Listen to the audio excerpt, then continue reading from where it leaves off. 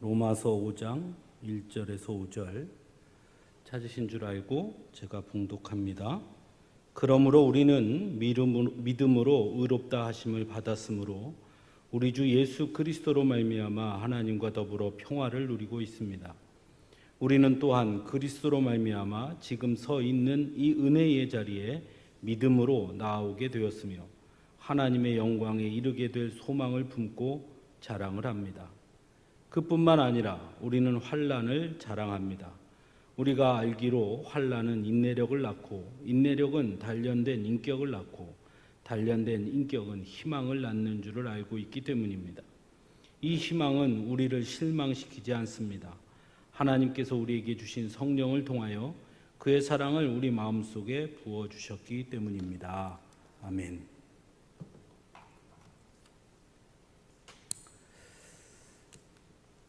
여러분 축구 좋아하십니까? 네.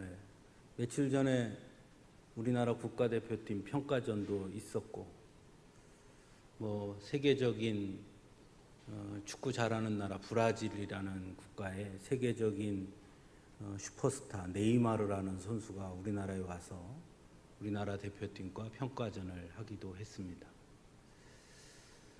네이마르 그렇게 해도 우리 권사님들은 그 양반이 누구야? 성이 내시고 이름이 이마르야 뭐야? 이렇게 하시는 것 같은데. 그럼 여러분 손흥민은 압니까? 아유, 손흥민은 다 아시는군요. 네. 뭐니 해도 우리나라 사람 최고예요, 그죠?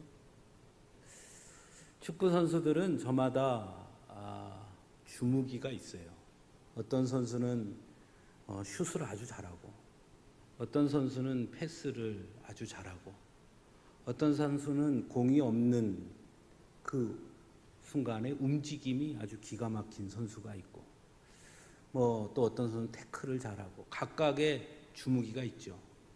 특히 공격수 중에는 왼발이 주무기인 선수도 있고 오른발이 주무기인 선수가 있습니다.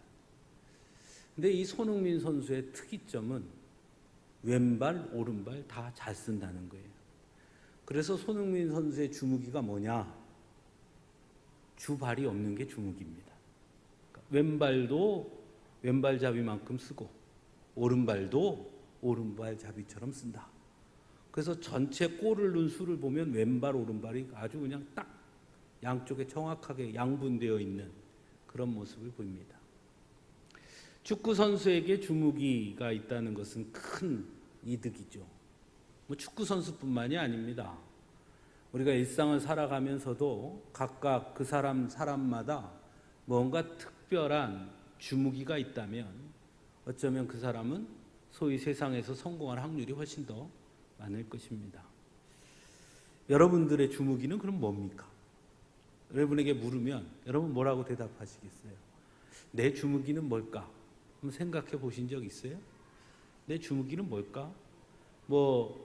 권사님들 같은 경우는 여러 음식을 잘하지만 그 중에 나는 김치 하나는 내가 정말 제일 잘 담굽니다. 김치 중에서도 깍두기 하나는 나를 못 따라옵니다. 이런 것도 주무기일 수 있어요. 또는 다림질을 기가 막히게 합니다. 이것도 주무기일 수 있고요. 각각의 사람들마다 주무기가 있습니다. 그러면 우리 한번 조금 더 다른 말을 표현해 보면 성도들에 있어서 주무기는 뭘까요? 이렇게 질문하면 여러분 뭐라고 대답하시겠습니까?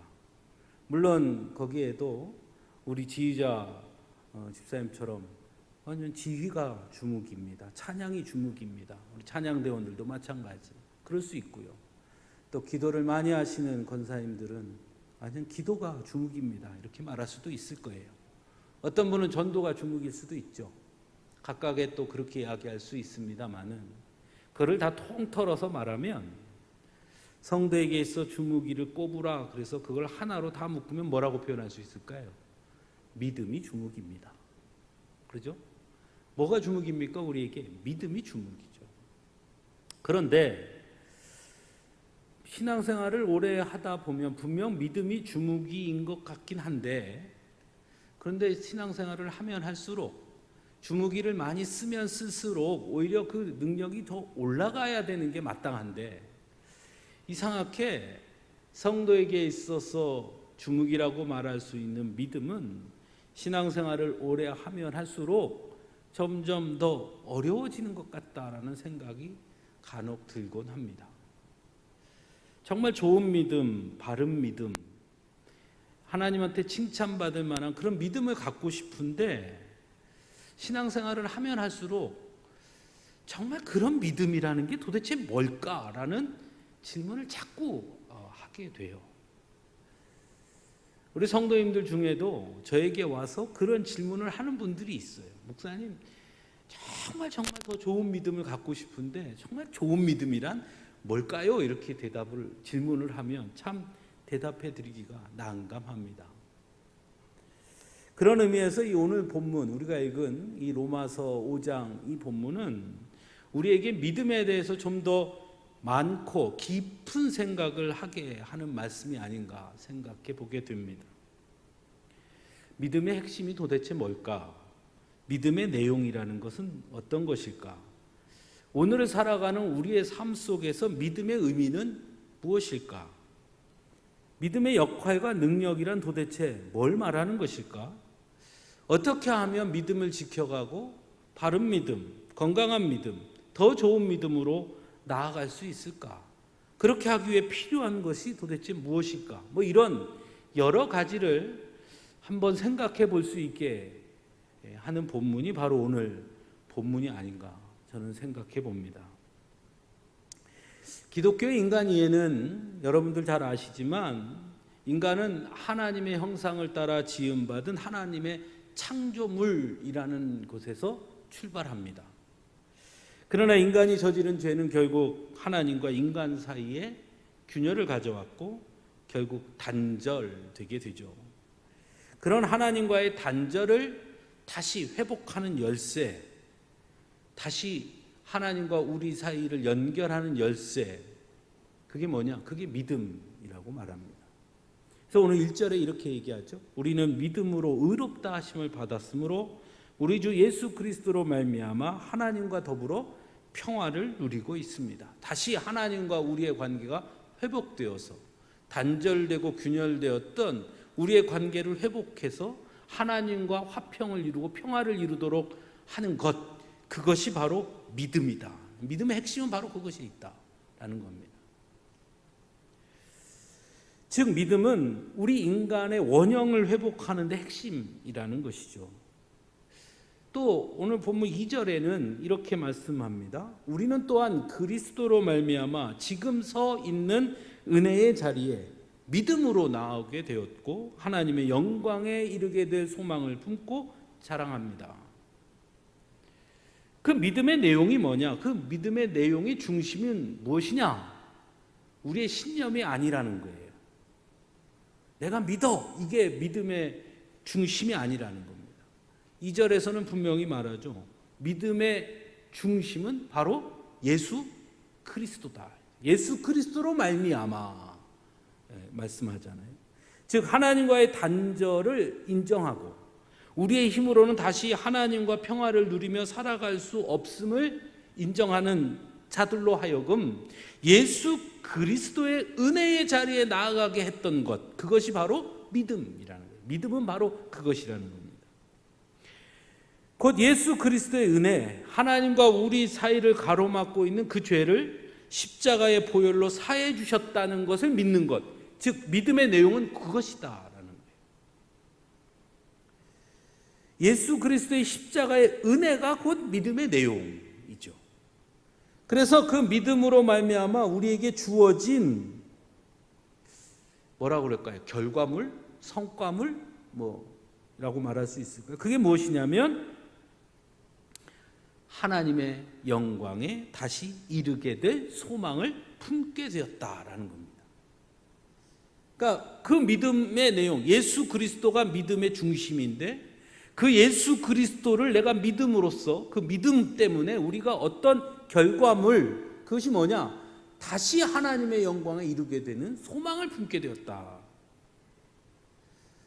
사도 바울은 갈라디아서 6장 14절에서 이렇게 고백해요. 내게는 우리 주 예수 그리스도의 십자가밖에는 자랑할 것이 아무것도 없습니다.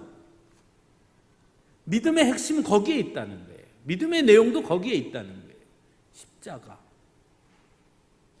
하지만은 사실 솔직히 문제는 그 다음이죠.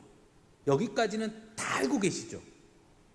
믿음이 뭡니까? 그러면 예수 그리스도를 믿는 것이고, 그 믿음의 결과가 뭡니까? 하나님의 영광에 이르는 소망, 즉 하나님 나라 천국을 얻게 되는 것이고. 왜 믿어야 합니까? 우리는 죄인이라 하나님과 단절되었고 다시 회복할 수 없기 때문에 오직 예수 그리스도의 은혜를 믿음으로써 회복되는 것이고. 잘 안단 말이에요, 우리 여기까지는. 근데 문제는 그 다음이에요. 거기까지는 잘 아는데 그 다음의 숙제가, 과제가 풀리지 않습니다. 이렇듯 귀한 믿음을 분명히 우리는 소유했음에도 불구하고 여전히 지금 오늘의 현실의 삶은 쉽지 않다는 거예요. 믿음을 소유했기에 하나님의 영광에 이르게 될 소망을 품게 되었고, 그래서 그것을 자랑하지만 정작 오늘의 삶에는 그게 크게 영향이 없는 것처럼 느껴진다는 거예요. 여전히 실패하고 여전히 무너지고 여전히 좌절하고 여전히 고통 속에서 허우적될 때가 훨씬 더 많다는 거예요. 솔직히 이야기하면 그럴 때 훨씬 더 많아요. 그럴 때 생각하게 돼요. 저 역시도 도대체 그 믿음이라는 것이 도대체 오늘의 내 삶에 어떤 의미가 있는 것일까?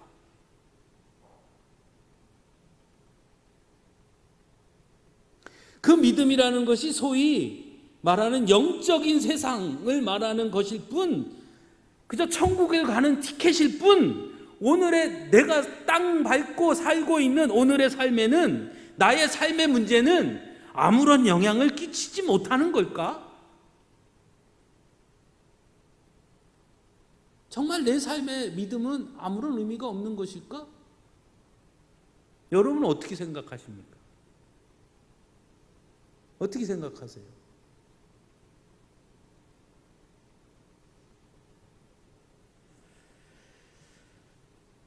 얼마 전에 저희 아내가 많이 아팠잖아요.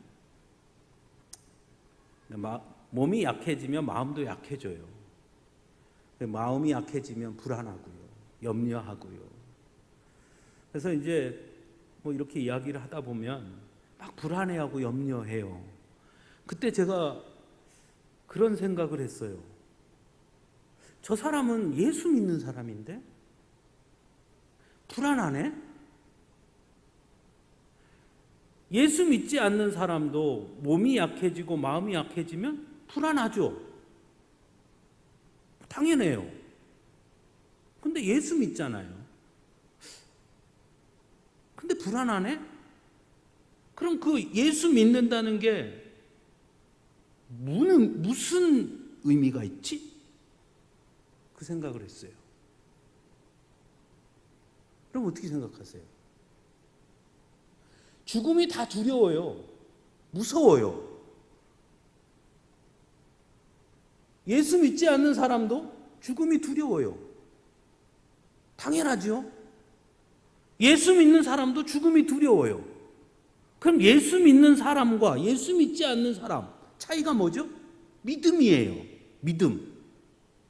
그럼 믿음은 죽음 앞에서 어떤 의미가 있는 거죠? 믿음을 가지고 사는 사람들이라고 해도 여전히 오늘의 우리의 삶을 믿음을 모르고 사는 사람들과 별반 다르지 않다는 거예요. 저 역시도. 아이들의 교육 문제, 건강 문제, 경제 문제 등등 사실 믿음의 사람들이라고 해서 고민되지 않는 것이 없습니다. 다 고민합니다. 그러면 믿음이 없는 사람이 고민하는 것과 믿음이 있는 우리가 고민하는 것의 차이가 뭐죠? 그 안에서 믿음은 어떤 역할을 할까요?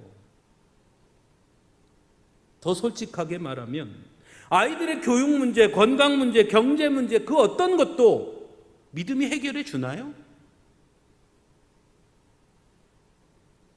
믿음이 해결해 준다면 분명히 다를걸요? 그런데 믿음이 해결해 주지 않는다고 우리도 이미 생각하고 있어요.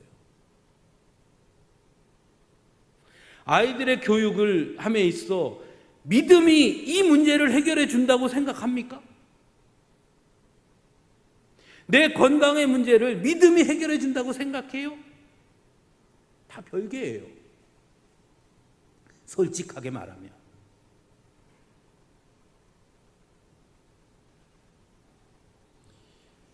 제가 오늘 말씀을 준비하면서 언뜻 이런 생각을 갖게 됐어요. 이스라엘 백성들은 애굽에서 400년간 종살이합니다. 10년, 20년 아닙니다. 400년입니다. 더 이상 어떤 희망도 품을 수 없습니다. 왜? 400년이니까요. 내 아버지도 노예였고 할아버지도 노예였어요. 그 위도 노예였어요. 하나님께서 아브라함, 이삭, 야곱에게 약속했던 약속? 아무도 기억하지 못합니다. 요셉이 총리였을 때 애굽의 총리가 돼서 했던 일 400년이 지났으니 아무도 기억 못합니다. 여러분 400년 전 기억하십니까? 세종대왕 때가 아마 지금으로부터 400년 됐을까요?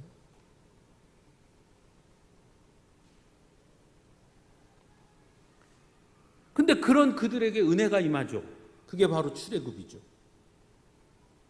오늘 말씀을 빌어 이렇게 말한다면 하나님의 영광에 이르게 될 소망을 그들이 갖게 된 겁니다. 즉 젖과 꿀이 흐르는 가나안 땅, 그 약속의 땅을 품게 된 거예요. 누가요? 출애굽한 이스라엘 백성들이. 노예로 살던 그들이. 그런데 문제는 품었어요. 하나님의 약속을. 젖과 꿀이 흐르는 땅 자랑합니다. 하나님이 우리에게 그 땅을 약속했어. 그런데 정작 애굽을 나오는 순간 그들에게 닥친 것은 고통과 고난이었어요. 젖과 꿀이 흐르는 땅을 얻게 될 것이라는 소망, 하나님의 약속에 대한 굳건한 믿음은 현실의 문제는 해결해 주지 못했어요. 목마름, 갈증, 먹을 음식, 언제 닥치게 될지 모를 이방인들의 침략으로 인한 불안함. 그래서 낙심하죠. 후회합니다. 하나님이 우리를 광야에서 죽이려고 건져내셨구나. 딱 죽게 하려고 그랬구나. 이렇게 한다는 거예요. 그래서 다시 돌아가자는 거예요. 간혹 신앙생활을 떠난 분들이 하는 말도 비슷해요. 나 예수 믿어봤는데 완전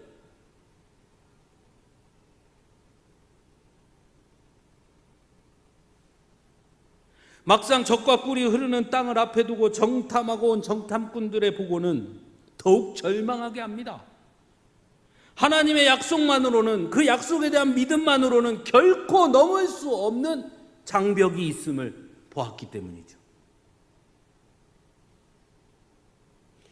믿음을 가지고 오늘을 사는 우리들이 삶 속에서 만나게 되는 문제들 앞에서 겪게 되는 절망과 낙심과도 같습니다.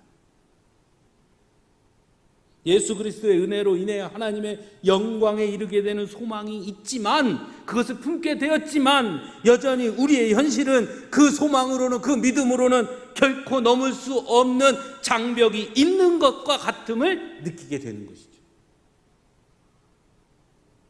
믿음만 갖고 살고 싶은데 자식을 안 되더라는 거예요.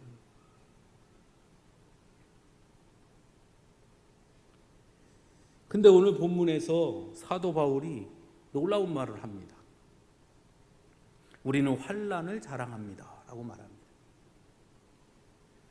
환난은 인내력을 낳고 인내력은 단련된 인격을 낳고 단련된 인격은 희망을 낳는 줄을 알고 있기 때문이라는 거예요. 또 그렇게 낳은 희망은 우리를 실망시키지 않는다고 말합니다. 여러분, 이 본문 말씀 보면서 누가 생각나시죠? 다시 출애굽한 이스라엘 백성들을 한번 곰곰이 생각해 보십시오. 누가 생각나시죠? 모두가 절망에 빠진 그때 갈렙과 여호수아는 전혀 다른 말을 합니다. 똑같은 것을 보고 왔음에도 불구하고 그들은 절망하지 않습니다. 전혀 다른 이야기를 합니다. 결코 믿음으로는 넘지 못할 것 같다고 말하는 다른 정탐꾼들과는 다르게 그들은 오히려 믿음 때문에 젖과 꿀이 흐르는 그 땅을 우리들 것이라고 말합니다. 다른 정탐꾼들은 가나안 족속의 장대함을 보았지만 갈렙과 여호수아는 정말 그것이 하나님께서 약속하셨던 젖과 꿀이 흐르는 땅이 맞더라, 그걸 확인했다라고 말합니다. 그러므로 오히려 하나님을 거역하지 않는다면 하나님께서 약속하신 대로 우리에게 그 땅을 주실 것이다. 다른 정탐꾼들은 믿음으로도 안 되는 게 있더라, 그들 앞에 우리는 메뚜기 같더라 라고 말했는데 갈렙과 여호수아는 믿음 때문에 우리는 그것을 갈 거다 라고 말하는 거예요. 사도 바울이 오늘 본문에서 환난은 인내력을 낳고 인내력은 단련된 인격을 낳고 단련된 인격은 희망을 낳는 줄 알기 때문이다 라고 말한 그 말씀은 바로 갈렙과 여호수아와 같은 것을 말하는 것이죠. 그럼 갈렙과 여호수아는 어떻게 그럴 수 있었을까요? 똑같은 것을 보고 왔는데 어떻게 갈렙과 여호수아는 똑같은 경험을 했는데 광야에서 똑같이 살았는데 갈렙과 여호수아만 특별히 산 것도 아니잖아요. 그들도 목말랐을 거고 그들도 먹을 것 때문에 고민했을 거고 그들도 불안했을 거고 그들도 고통스러웠을 거예요. 그럼 어떻게 그럴 수 있었을까요? 똑같은 삶을 살았지만 똑같은 여정을 걸어왔지만 보는 게 달랐어요. 여호수아와 갈렙은 그 광야의 고통과 고난의 여정을 하나님께서 우리와 함께 하심의 증거로 보았습니다. 애굽에서 나왔더니 먹을 물이 없네. 다른 사람들은 그걸 봤다면 여호수아와 갈렙은 먹을 물이 없어 괴로웠지만 반석에서 물을 내 먹이신 분이 하나님이시다, 그걸 본 거예요.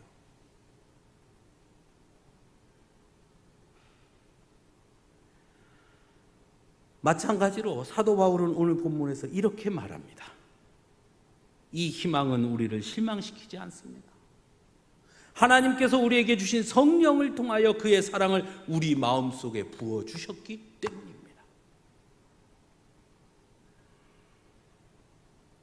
오늘 우리의 삶의 문제들 마찬가지입니다. 여전히 우리를 힘들게 하지요. 믿음으로 기도해도 금방 나아지지 않을 때 솔직히 훨씬 더 많습니다.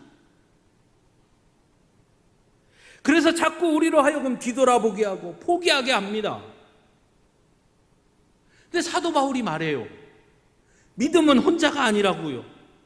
믿음이 없는 사람들과의 차이가 바로 여기에 있다고요. 믿음의 사람들에게는 하나님께서 성령을 통하여 그의 사랑을 마음속에 부어주신다는 겁니다. 그래서 넘어졌다가도 다시 일어서요. 포기하고 싶다가도 다시 주님 앞에 엎드릴 수 있는 거예요. 그것이 바로 믿음 때문이에요. 우리가 아주 좋아하는 말씀이 이런 말씀이 있어요. 믿는 자에게는 능치 못할 것이 없다. 믿음은 불가능이 없다. 예수님도 이렇게 말씀합니다. 너희에게 겨자씨 하나일 만한 믿음이 있다라면 이 산더러 여기에서 저기로 옮겨가라 하면 그대로 될 것이다. 너희가 못할 일이 없을 것이다. 정말요? 어떻게 오늘 예배 끝나고 우리 다 몰려가서 한번 무등산 보고 절로 가라고 한번 해볼까요? 안 되면 우리 믿음이 없는 건가요? 이 말씀이 의미하는 게 뭘까요? 가나안 땅을 정탐한 이스라엘 백성들이 본 가나안 땅의 사람들은 장대했습니다. 그래서 우리는 그들에 비하면 메뚜기라고 하지 않습니까? 그런데 여호수아와 갈렙은 오히려 그들을 보고 뭐라고 말합니까? 우리 밥이랍니다. 예수님께서 말씀하신 겨자씨 하나일 만한 믿음, 그게 뭘까요? 바로 이겁니다. 여호수아와 갈렙이 장대한 가나안 사람들을 보고 그들은 우리의 밥이다 라고 말할 수 있었던 것, 그 이유가 어디에 있어요? 하나님이 그 땅 우리에게 주셨다고 믿었기 때문이죠. 이게 바로 믿음의 힘이고 능력인 것입니다. 그렇다면 어떻게 우리는 우리의 믿음을 바른 믿음, 건강한 믿음이 되게 할 수 있을까? 간혹 이런 분들이 있어요. 교회 열심히 다니면 믿음 좋아진다. 천만의 말씀이요. 100년을 다녀도 믿음 안 좋아집니다.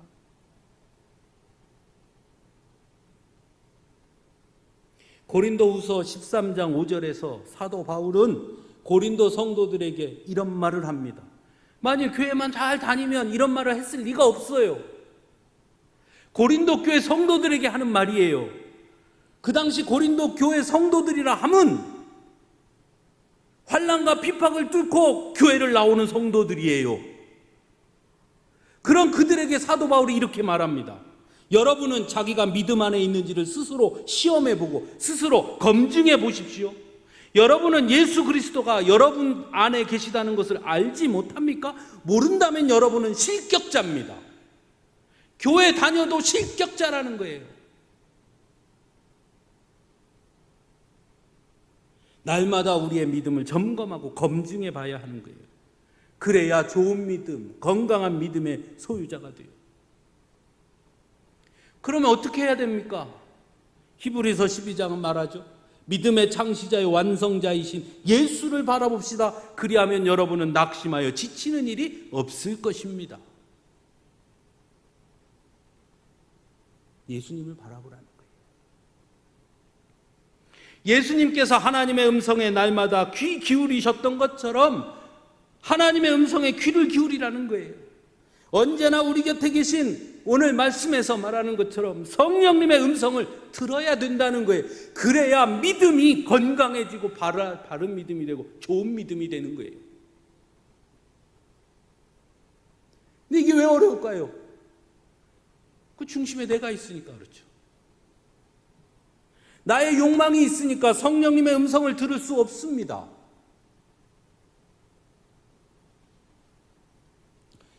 저희 구기가 어렸을 때요, 저는 천재인 줄 알았어요. 우리 아들이 다 그러셨죠? 네. 아마 우리 조 권사님도 종천이가 천재인 줄 아셨을 거예요. 세상에 이런 애가 태어났다니. 네? 저도 그랬어요. 옆에서 다른 분들이 어렸을 때 다 그래요. 웃기는 소리 하지 마. 내 아들은 달라. 천재인 줄 알았어요. 다른 사람 할 소리 안 들려요. 무조건 내 아들만 보여요. 우와. 다른 건데. 애가 그냥 앵앵 했는데 내게는 아빠 이렇게 들리는 거야. 우와, 벌써부터 말을 해. 천재다, 천재. 다른 사람 말이 안 들리죠? 왜? 거기에 내가 온통 꽂혀 있으니까. 내 욕망이 있으면, 내 욕심이 있으면, 내 생각이 있으면, 내 뜻이 있으면, 내 고집이 있으면 성령님의 음성을 들을 수 없어요. 그래서 좋은 믿음을 갖기 위해서 우리가 해야 할 것이 딱 하나 있다면 나를 비우는 겁니다. 그 빈자리에 누가 앉도록? 성령님이, 예수님이 앉도록 하는 겁니다. 그 자리를 내어주는 거예요.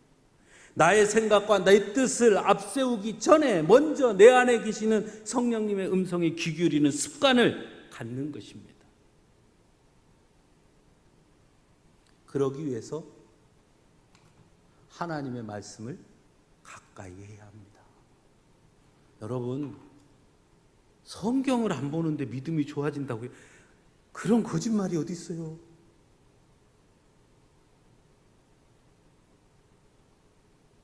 교과서를 안 보는데 어떻게 성적이 나와요? 그런 거짓말이 어디 있어요? 제 설교가 아무리 명설교라고 한다고 하더라도 이것만 못 할 거고요. 유튜브에 아무리 명설교를 들어도 이것만 못 해요. 성경을 보지 않으면서 내 믿음이 좋아진다. 그 거짓말이에요.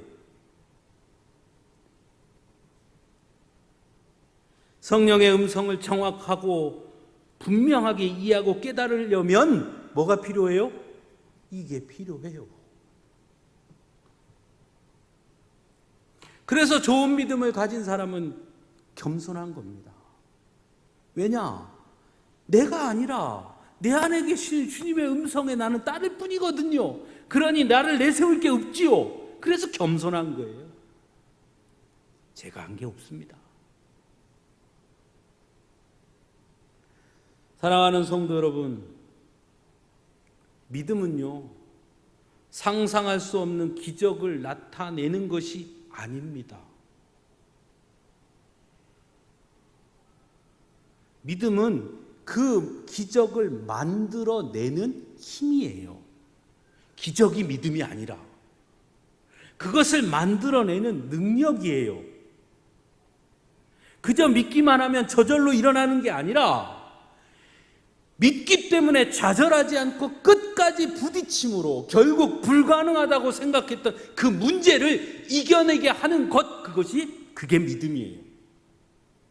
아시겠습니까? 의사가 한 달밖에 못 살 것 같습니다.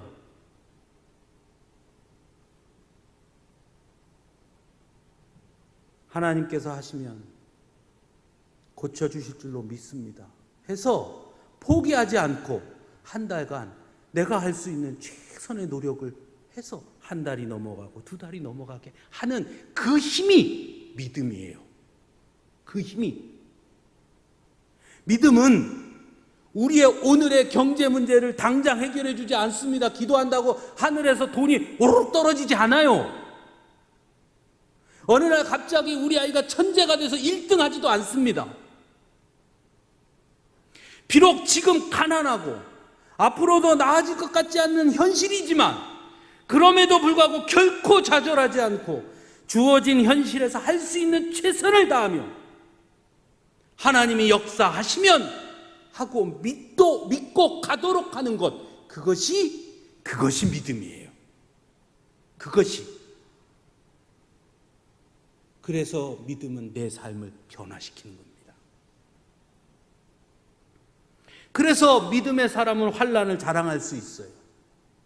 그 환난 속에서도 믿음 때문에 인내할 수 있어요. 왜냐하면 믿음은 우리로 하여금 하나님께서 우리와 함께 하신다는 희망을 놓게 하지 않기 때문이에요. 사랑하는 성도 여러분, 기억하십시오.